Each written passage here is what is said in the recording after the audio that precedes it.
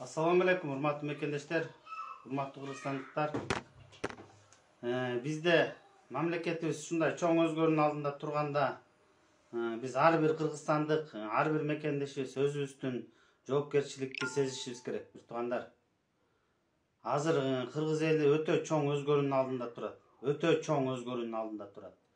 Бул өзгөрүү, бир туугандар, бул өзгөрүү өтө бир мындай Кыргызстанды жакшылыкка баштай турган, ыймандуулукка баштай турган, өзгөртүүгө баштай турган жолдо турабыз, мекендештер. Бул биздин урматтуу депутаттар жана коалициялык көпчүлүк туура эмес түшүнүп алдыңыздар окшойт силер. Байыптан бери Кыргыз эли силерге кайрылып айтып эле атпадыкпы? Айтып эле аттык, алдын ала айтканбыз да биз.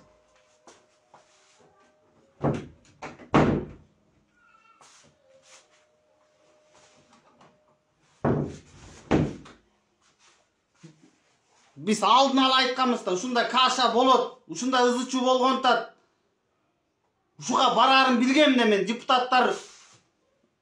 Ошон үчүн алдын ала какшап атпадыкпы? Ай, урматтуу депутаттар, азыр Садыр Нуркожоевич өкмөттү кураганда келип тийишпегиле, мешайт этпегиле деп айтылбады беле, урматтуу депутаттар? Эми ушундай переходный убакта ушул өкмөт ошол ишти алып кете алабы? Ай, урматтуу депутаттар, эми кечирип коюңуздар. Кече коалициялык көпчүлүк айтып атат. Ой, алып кете албайт. Акылбек Жапаров айтпады, мында кыйытып айтты. Акылбек Жапаров, урматтуу Акылбек Жапаров кыйытып айтты. Бул өкмөт ушунча түйшүктү алып кете аласыңбы деп Улукбек Мариповго суроо бербедиби? Эми ал киши ошо көзү жеткен үчүн айтып атат да, бул ишти алып кете албайсың деп. Эми Улукбек Марипов, сиз өзүңүз деле мындай отказ кылбайсызбы, өзүңүз эле баш тартпайсызбы? Жок, мен бул өкмөттү жоопкерчилигин ала албайм, бул өкмөттү алып кете албайм. Себеби бул өкмөттүн талабы, элдин талабы бул өкмөткө аябай күчтүү болуп атат, күчтүү. Февраль, март, апрель, 3 ай ушул өкмөт 100 күн деп атат. 100 күндө оңой эмес да. 100 күн деген оңой эмес да. 100 күндө деген эмне деген иштерди кылса болот, эмне деген мээнетти кылса болот, эмне деген жумуштарды аткарса болот, эмне деген реформаларды аткарса болот. Аны силер алып кете албайсыңар да, урматтуу азыркы өкмөт мүчөсү, кабинеттер министрине талапкер Улукбек Марипов, сиз алып бара албайсыз, бул жумушту алып бара албайсыз. Бизге деген элдик өкмөткө мындай премьер-министр жарабайт. Эми кече элди маанайын Facebook'тан уктуңуз. Бүгүн дагы кечке какшады. Канча кайрылуулар кетип атат, канча видео кайрылуулар кетип атат. Кулак салбайсыз го, Улукбек Марипов. Ошон үчүн, урматтуу мекендештер, эртеңки депутаттын заседаниясын өткөрүп турган урматтуу депутаттар, бул өкмөттөн баш тарткыла, бул өкмөт бул мээнетти алып бара албайт, бул ишти кыла албайт.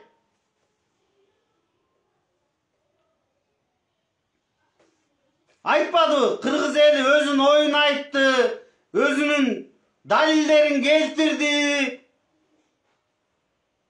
Кыргыз эли каршы болуп атпайбы? Кыргыз эли каршы болуп атат. Бул Мариповдун, Улукбек Мариповдун өкмөт башчы болуп келишине Кыргыз эли каршы болуп атпайбы? Каршы пикирин айтып атат. Каршыбыз, бүт эле каршы, тияктагы ноокаттагы туугандарың деле каршы, кошуналарың деле каршы, тиги больницада иштеген жамаат деле каршы. Биякта баары каршы.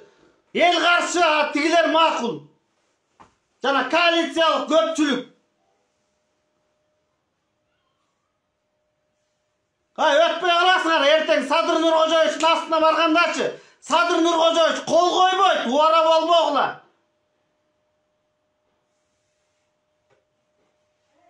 Сен элдин эмесин угатпайбы, урматтуу депутаттар, просто баягы реально караш керек го дейм. Жашоону реально караш керек го дейм.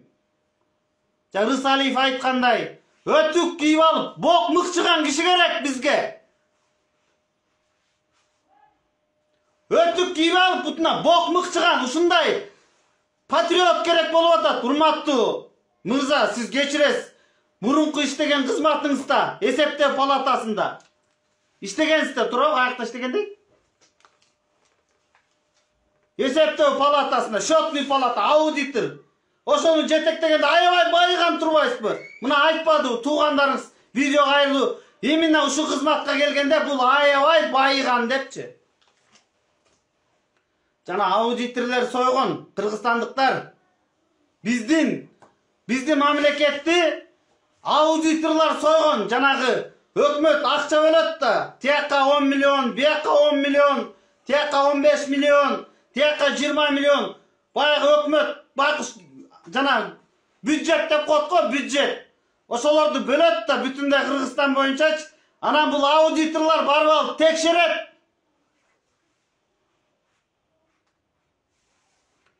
10 миллион сомду каяка иштеттиң депчи. Анан туура иштетиптирсиң деп.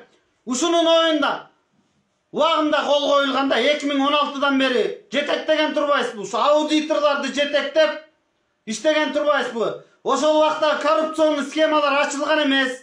Бюджеттин акчалардын контролу начар болгон эмес. Ал 10 миллиондун 1 миллионун иштеткен дагы 3 миллионду чөнтөк урган эптеп 3-4 миллионга балжа кылып бүтүргөн тияктычы. Ошону текшере турган орган өлтүргөн, Кыргызстандын тагдырына балта чапкан аудиторлар болгон, аудиторлар, текшерүүчү аудиторлар. Бишкек жана өкмөттүн бюджеттин контролдо турган орган ушулар да.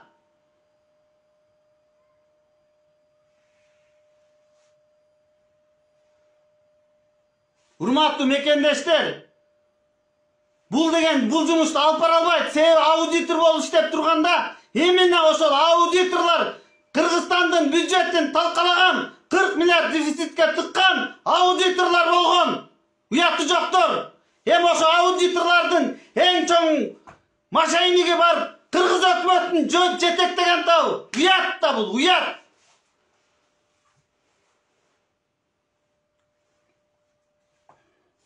Ыза болуп кетип атам, бир туугандар, ыза болуп кетип атам. Мен байкайынчы дедим да, 2 күн ошо эфирге чыкпай байкайынчы дедим. Булар эмнени сүйлөшөт экен, эмне кеп сөз болот экен. Иса Өмүркулов мат отуруп алып, коалициялык көпчүлүктү алып барып атат. Иса Өмүркулов шайлаган депутат, өкмөт, эч качан элдик өкмөт болбойт. Урматтуу мекендештер, Иса Өмүркулов аудиторлар талкалаган, Кыргызстандын тагдырын талкалагандар. Иса Өмүркулов аудиторлар талкалаган. Жолобогула, бузукулар, жолобогула.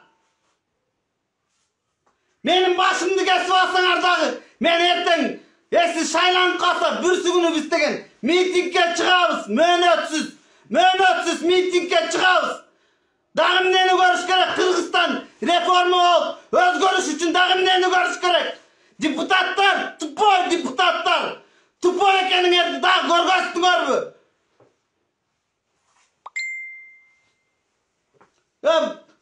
Депутаттар, мына мен ошо байкап турдум да, карап турдум. Эмне кылар экен депчи? Эмне кылар экен бул бузукулар? Эмненин ичинен чыгар экен деп унчукпай байкап турдум.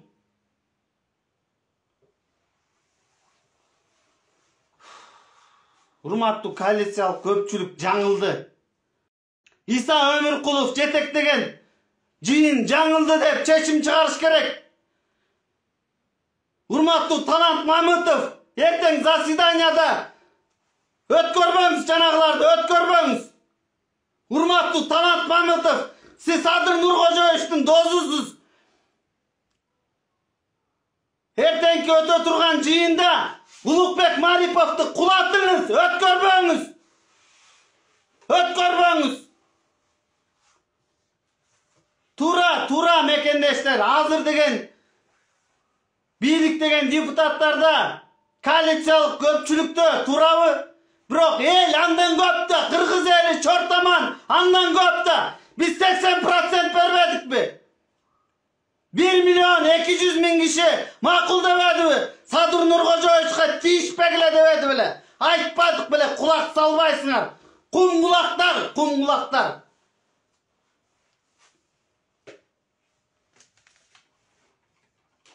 Ne bizden takdırımız oyuncuk bizler. 10 gününde biz padoputni krolik biz ayttılarçı. Hurmatlı jetekçiler. Bizim ne? 30 yıl padoputni krolik bolup gelmedik mi? 30 yıl padoputni krolik kılmadılar mı bizde? Biz krolik emes, biz adamız. Biz adamız, bizden bala çakalarız var. Bizden nece karındaşlarız var. Bizden bir tuğanlarız var. Alar baykuşlar,